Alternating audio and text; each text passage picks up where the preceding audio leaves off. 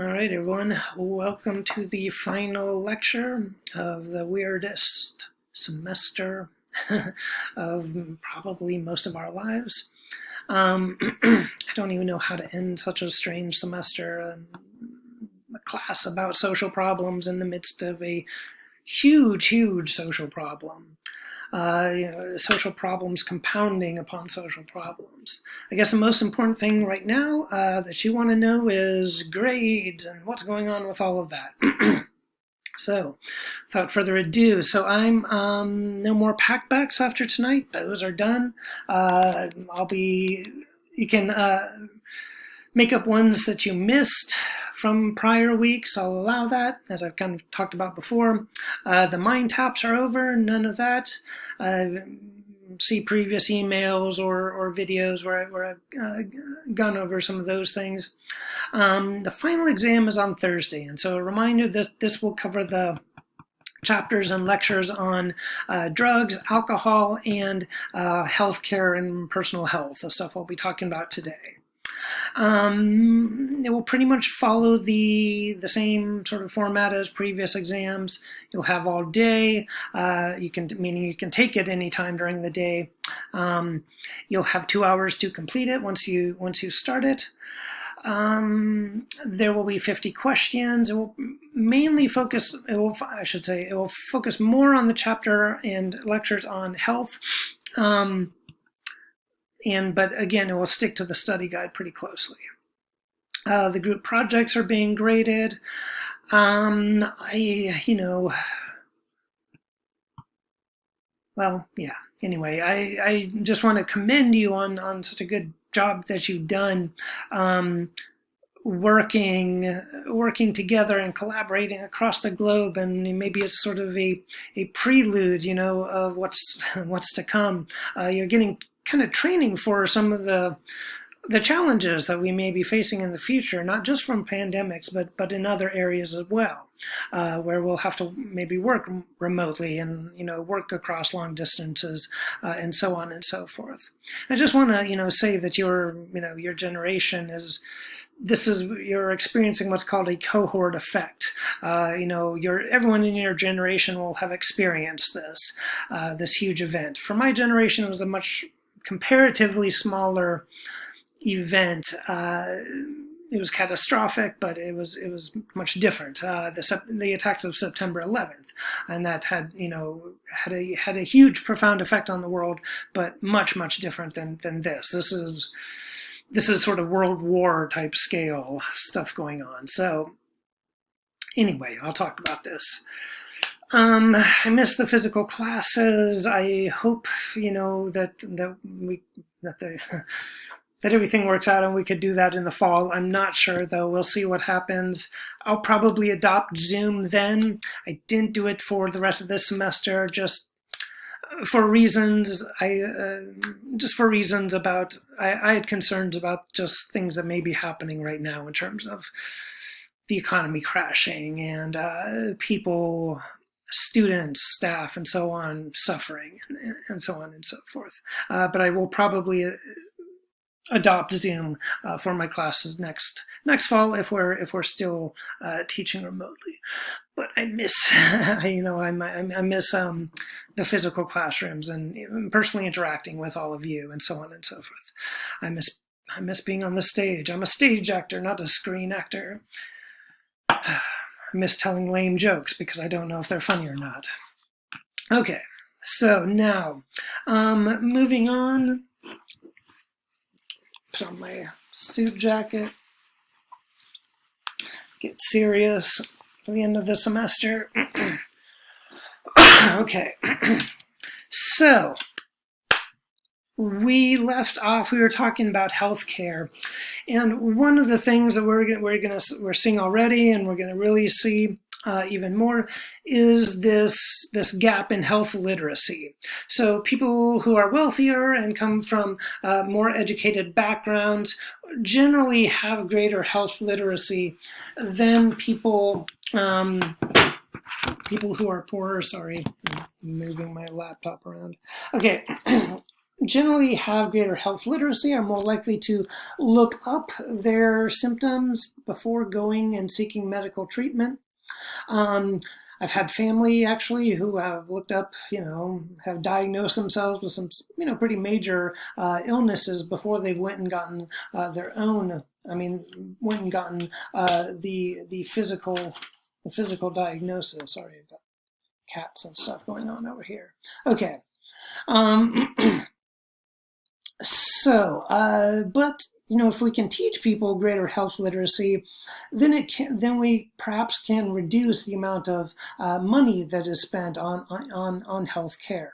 But again, the inequalities in our society are going to deepen as a result of coronavirus, unless we figure out a way in which to equalize some of this spread of knowledge. So these are just some stats you can look at on your own. Spend more time looking at them. Again, kind of stuff that I just discussed.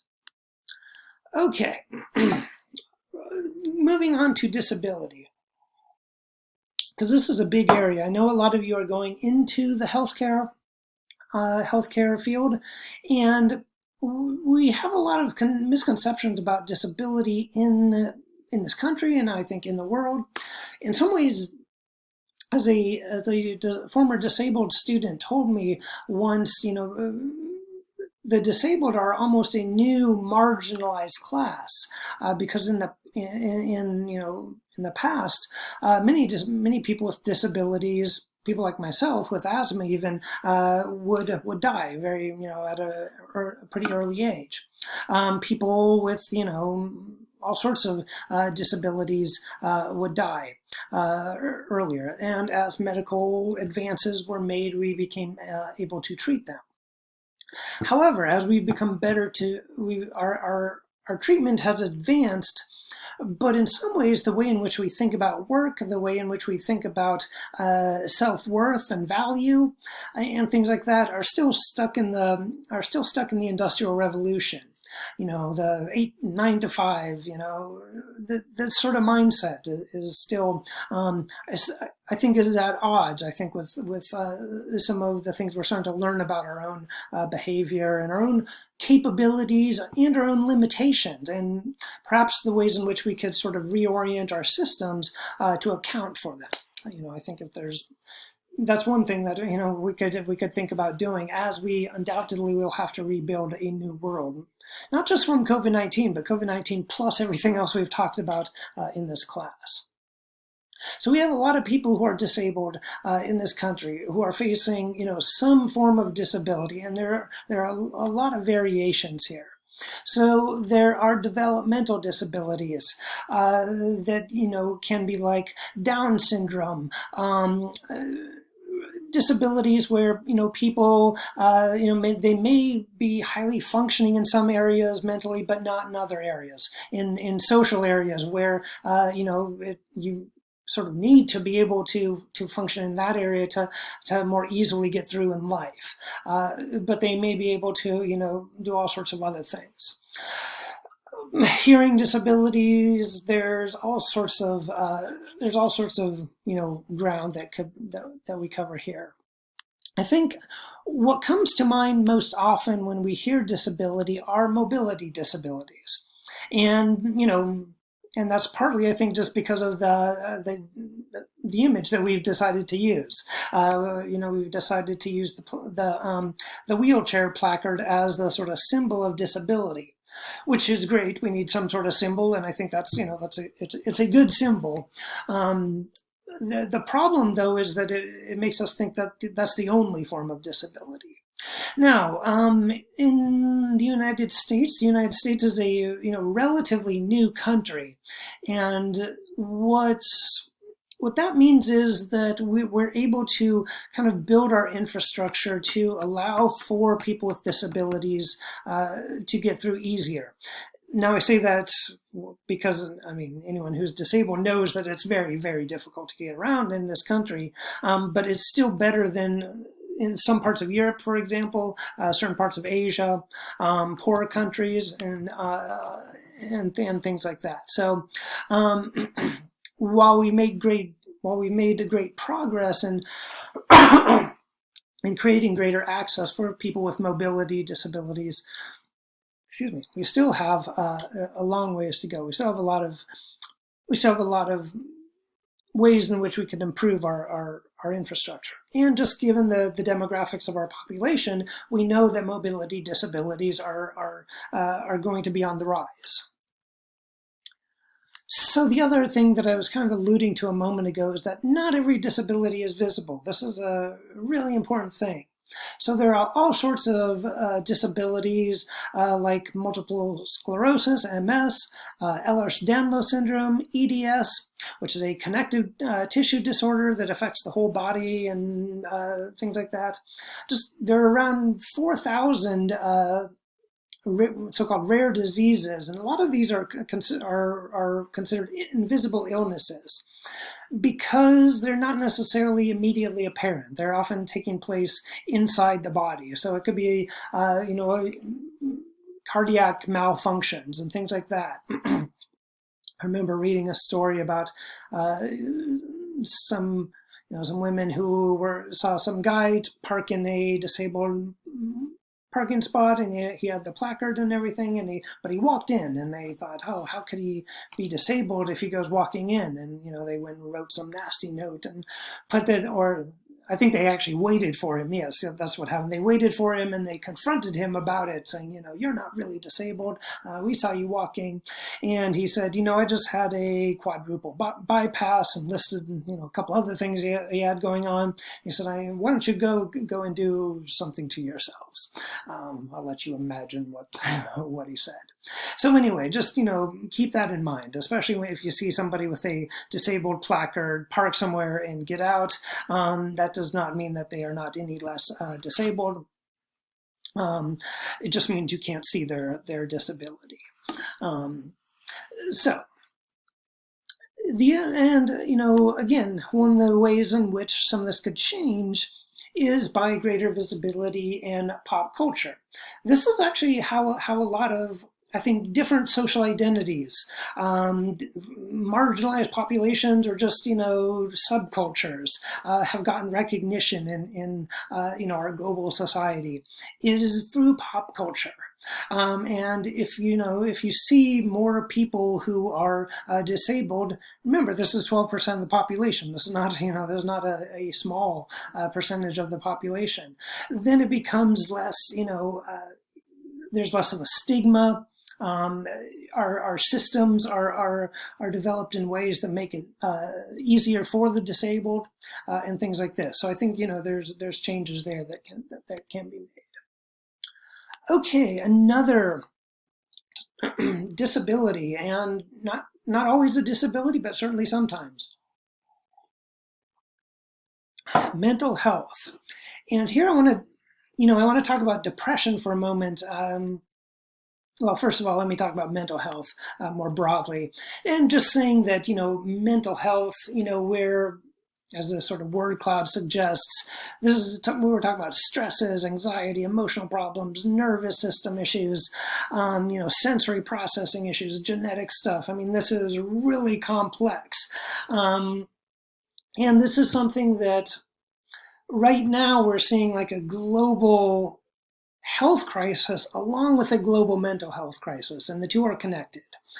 And we have to sort of, so we need to kind of think about this and think about, okay, how does this fit in with all these other things that we've been talking about this semester in this class, and with everything going on in the world. Okay, so when we talk about different, say, psychological disorders, and sometimes I cringe at the word disorder, but it's sort of the lingo. A lot of it comes out of the Diagnostic Statistical Manual, which is the main sort of manual that is used by psychiatrists and psychologists to diagnose people. I had spent many years, I was a psych major, and I wanted to be a psychotherapist for a number of years, so I became very familiar with this. it has its benefits and it has its flaws. The benefits are that some of the disorders that it points out, there's empirical data in the broader literature to support that, yes, this is a real thing. But then there are some things that are listed as disorders where it's not clear whether it's a disorder or whether it's something that's cultural. And so it's also partly an insurance manual, and that's the thing that always made me uncomfortable. Is that it's you have to diagnose somebody in order for insurance to pay for it. There's usually some sort of relationship between diagnosis and somebody getting paid, and you can see problems there, I think. So more than a quarter of people will develop some form of clinical mental illness. Right now, surveys are showing high numbers of people saying that they're suffering from depression and all sorts of things. So these are pretty tough times. So as I kind of just briefly talked about last time, I just want to talk about this for a second. We live embedded in social networks. So say each of us is one of these circles. We're all connected to each other. This is actually a spread of obesity. So those yellow, bigger circles are more obese people. And this is the end result after 30 years. And you saw the spread of obesity through these social networks.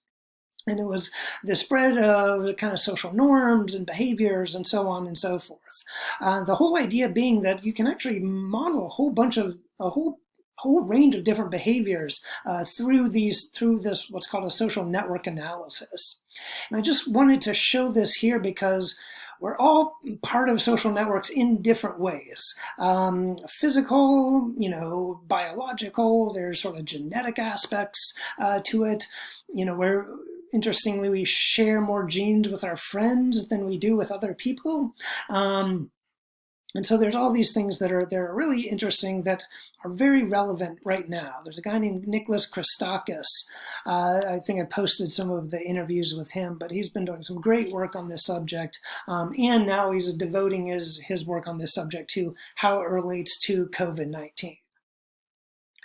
Okay, so contagion is what flows across these. Connections are how we're connected to one another.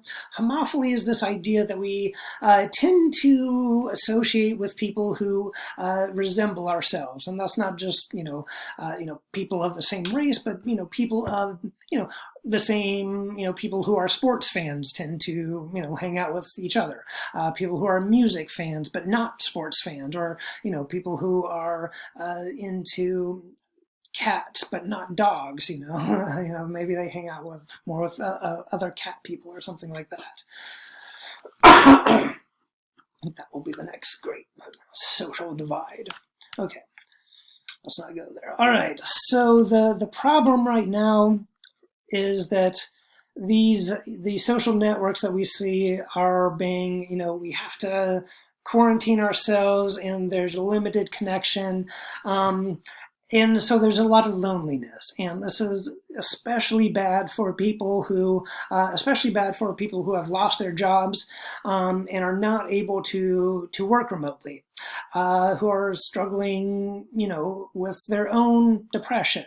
I've worried about I'm a fairly introverted person, fairly bookish and, whatever. So the quarantine isn't as bad on me, but it's still, it's getting to me, But I really worry about my friends and family who are extroverts, with, school-age kids.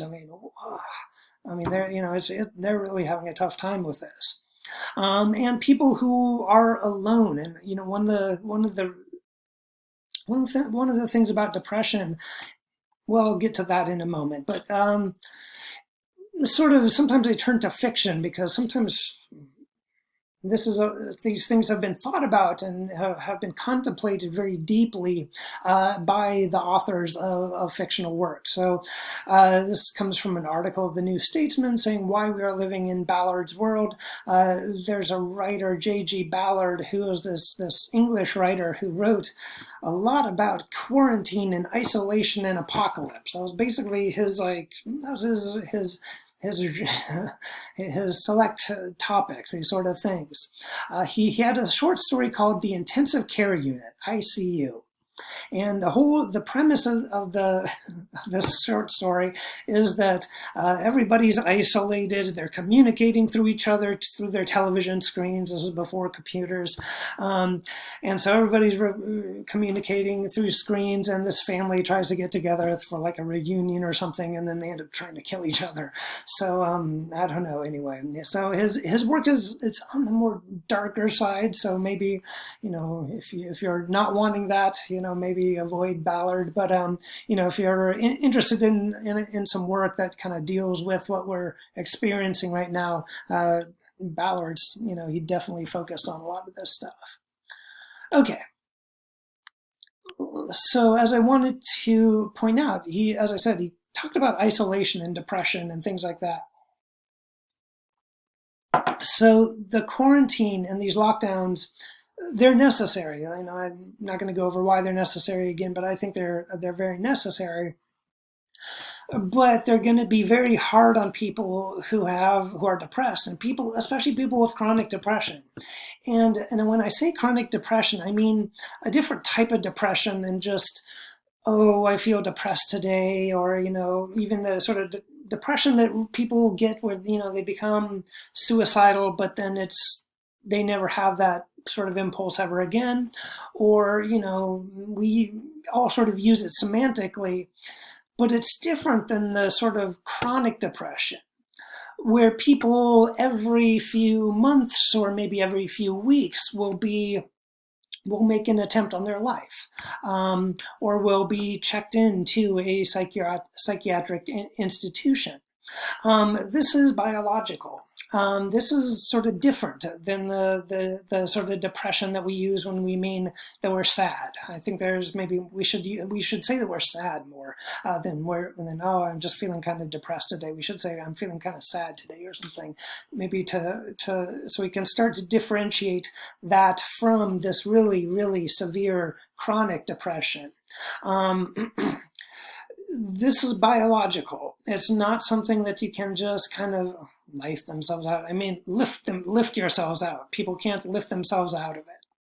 And I think we've lost countless lives, and we've inflicted tremendous trauma on people because of this misunderstanding. I have a link here, and you can Google it too, or DuckDuckGo it, or whatever. Robert Sapolsky he's a behavioral biologist. He gives a fantastic lecture on depression, on both the biological side of it and the psychological kind of social side of it. And I would really recommend watching it if you're interested in the topic. If you suffer from depression, especially if you have friends or family who do, I think watching this will give you a great a better insight into what they're experiencing, and what you're experiencing if you experience this sort of deep chronic depression. We in the United States, and unfortunately I think we've been exporting this model around, have been trying to solve some of these psychiatric problems through medication first. And we've been moving away from that. And I'm hoping your generation uses this less than was the case for my generation growing up, and certainly, especially my generation, the next few generations after that. Excuse me. Where basically, kids are being hyper, and we have this world that's making them act the way they do, and we just try and medicate them. Lots of college students get through using Adderall. Maybe some of you do. Maybe maybe some of your friends or peers do. and it's really kind of an or Adderall to stay up to write the papers, and then Xanax so you can get through and deal with the stress of everything. And unfortunately, that's not a healthy way in which to educate yourself and prepare for the challenging world ahead. Having said that, now sometimes these things are necessary, and I know medication can be extremely helpful, and there are people who are absolutely, dependent on it, legitimately dependent on it for functioning in normal society. One of the sad things that we saw in the last recession, was that you saw states cut their budgets, and this meant cutting mental health budgets. And I'm afraid we're going to see the same thing happen now. And this, as I said, this can be happening at a worse time because people need that mental health care. We have to figure out how to provide it to them. And maybe instead of firing people, we could figure out how to provide it cheaply through, telehealth. And I mean, as inadequate as that is, it is cheaper generally.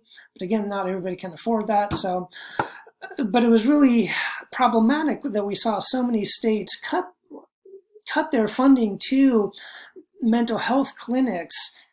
And then as the economy got better, you didn't see the funding restored. I mean, in some places you did, but in too many places you didn't. And so what worries me is that, we didn't rebuild these systems like we should have as we're going into this new recession and possible depression. And if you remember from the lecture on crime, this then means that police end up having to sort of be the one to address the mental health crisis. And, they're not the ones who should be doing this. They're not the ones who spent 8 years training, learning the DSM-5 and how to diagnose people and so on and so forth. So again, we have a lot of work to do with our institutions in the coming years. Just kind of, again, going, this just slide kind of exemplifies what I've already said. Your book talks about this a bit, and I just kind of go over it just briefly. Normally, we would spend a lot more time on this. We would spend a lot more time talking about Medicare and Medicaid. We did talk about it quite a bit or at least a little bit when we talked about the elderly, so I don't feel, quite as bad. And we talked about, the aging population and so on and so forth. But I would, we'd talk about libertarianism and utilitarianism again at this point and so on, which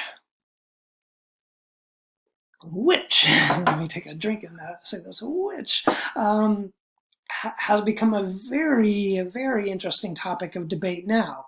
I'm curious what this class is going to be like and what other moral philosophy classes are going to be like next fall and next year, where we'll be talking about libertarianism and utilitarianism. We've seen in the last few weeks huge, it's been, a very utilitarian push. You've seen, I mean, biologically we're utilitarian, so there is that. But sort of on the moral level, then libertarianism, utilitarianism, we generally tended to see the utilitarian ethic sort of, predominate. I think that, one of the things for libertarian thinkers, something that libertarians could do in the during the quarantine would be to, start to think about, okay, how could we have a more libertarian world? How could we have a libertarian society, a small government, decentralized, localized society that could address global pandemics? That's a big question for libertarianism. So it's something for libertarians to think about. One prominent libertarian who is also kind of calls himself a localist is Nassim Nicholas Taleb. I just wanted to introduce his work or mention it. I think I may have mentioned it in the past. He became famous for writing this book called The Black Swan, the Impact of the Highly Improbable. And so this was written back before the housing bubble burst, and he actually sort of predicted that in this book and said, we have this housing bubble that's blowing up and it's going to blow up the financial system. And people have been, and the whole idea here is that black swans are these rare events. And he's been kind of angry over the last few weeks because people have been calling the coronavirus a black swan. And he's saying, no, this is a white swan. How many movies and books alone have we had about pandemics? We know that a pandemic is, going to happen at some point. So this was not a black swan event. However, it's sort of having the same effect in the sense that there may be more black swans because of this. Now there's the potential for a lot of black swans to happen, a lot of uncertainty ahead. So he's someone to pay attention to. I like his book, Anti-Fragile. So he says what we need to do to prevent the systems from blowing up from black swans is to prevent systems that are anti-fragile. So there's the word fragile, and he says that we need to have systems that gain from disorder, systems that gain from being subjected to stressors.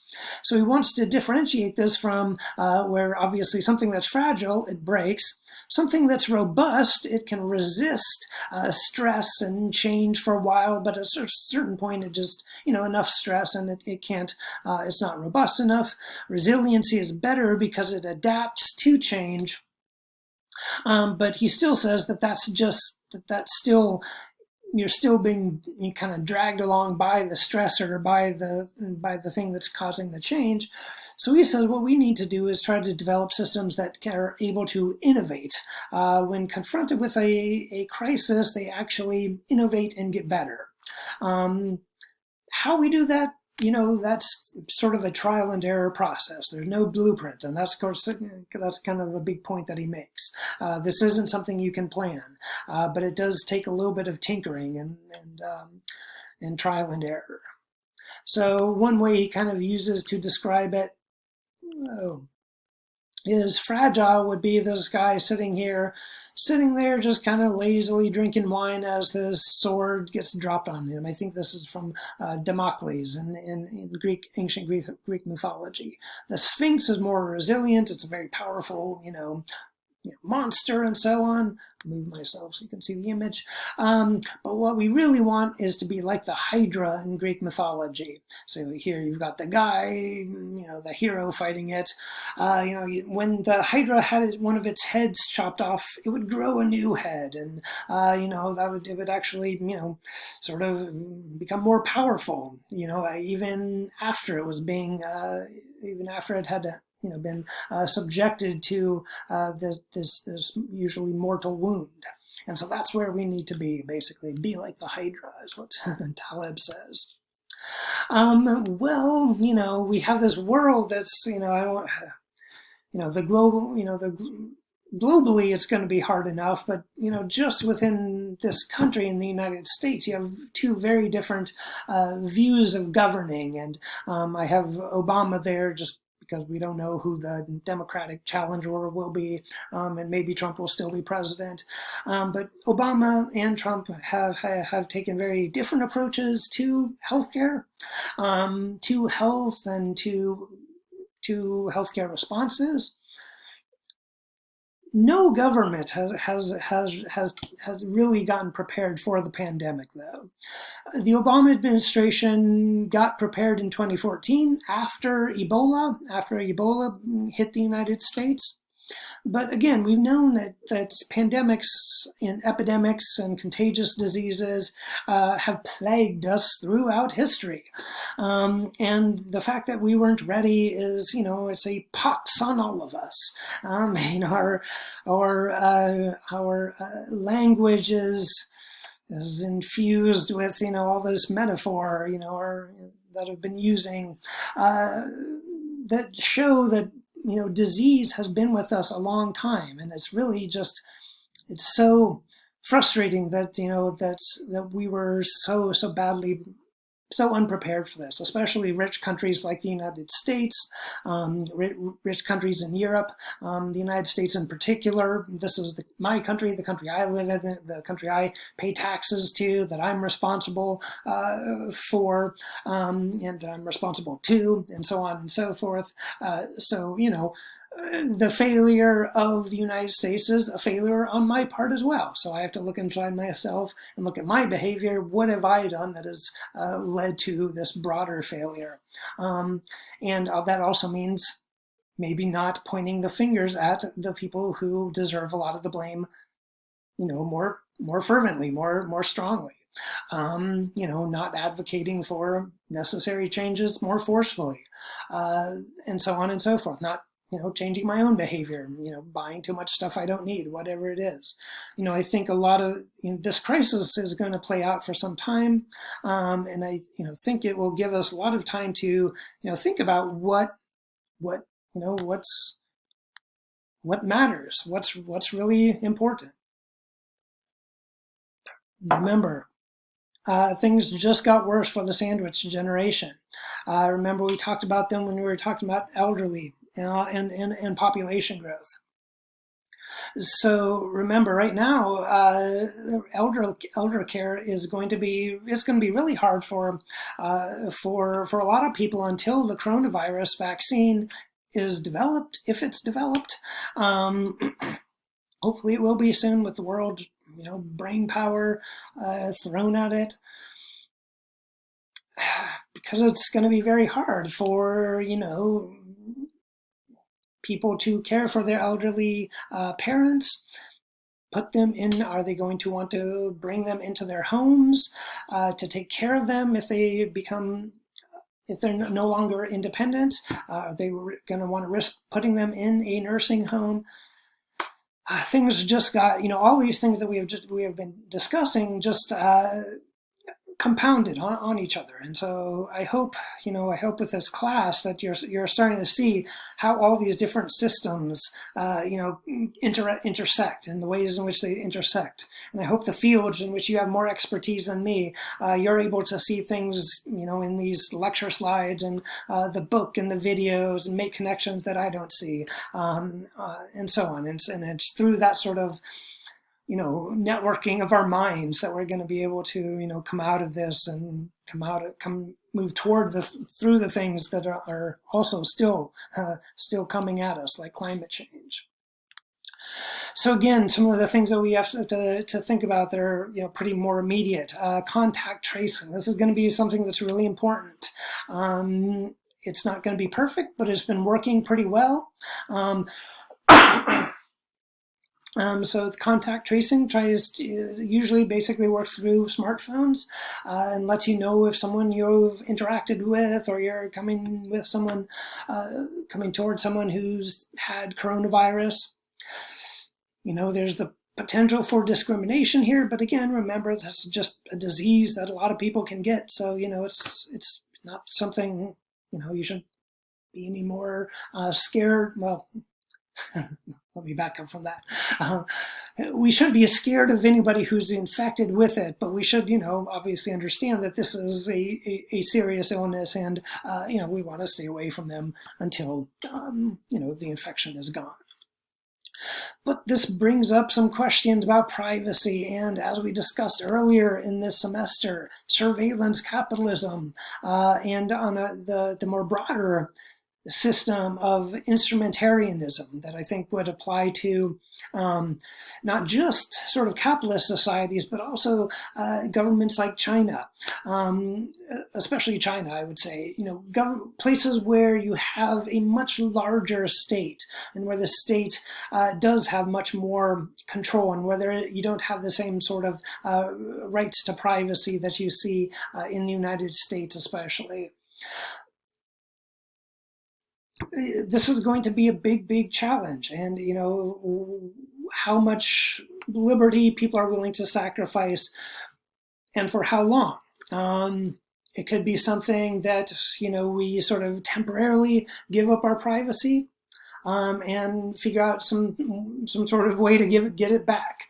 The problem is that oftentimes when large organizations, they get access to information or control or something like that, they really want to hold on to it.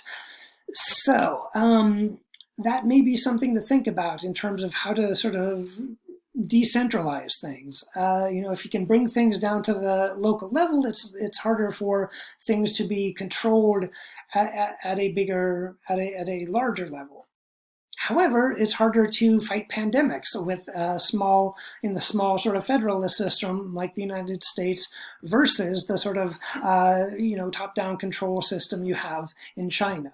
And say, what if this was some disease where it kills you right away, where it's like Ebola, but it has like the incubation of COVID-19. There are just a lot of big questions to think about as we move forward. I remember B.F. Skinner said that maybe we can't afford freedom, which is maybe not actually what he said, kind of a maybe dramatization of what he said, but he was basically saying that what we think of as freedom is more sort of stimulus, reward sort of stuff, which there's obviously some truth to. I don't quite agree with the way in which he has outlined it, and I think we can, as we know, we can never have absolute freedom. A society would not be able to function if anyone could just do whatever they wanted, and you could just infringe on anyone else's liberty, and so on and so forth. So there's always been these trade-offs between safety and liberty. COVID-19 is just the newest development in this ongoing relationship between the individual autonomy and social solidarity. And so that is how that is how we end this course.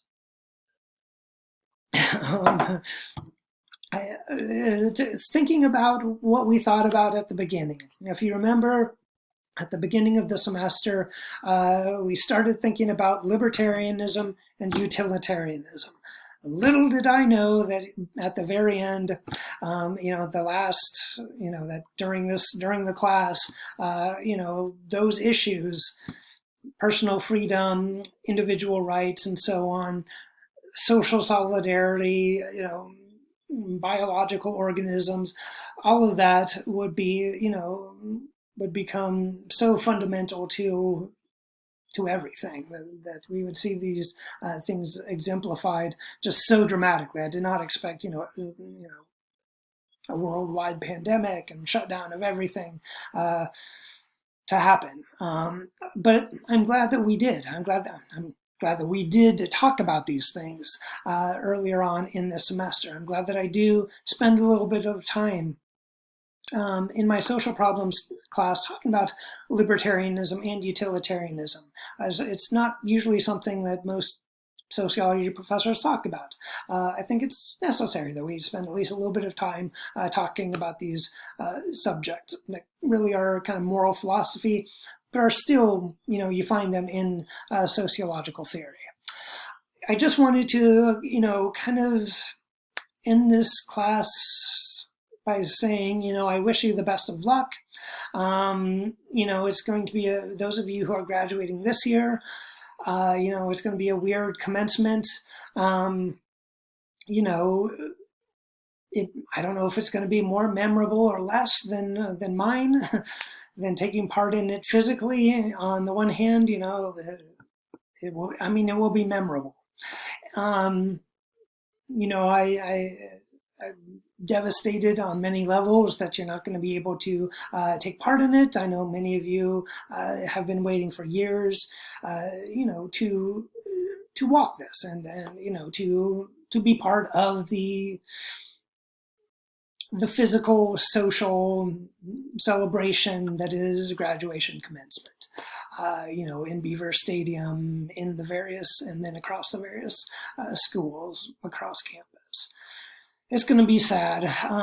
It's going to be lonely. Um, but, we'll get through.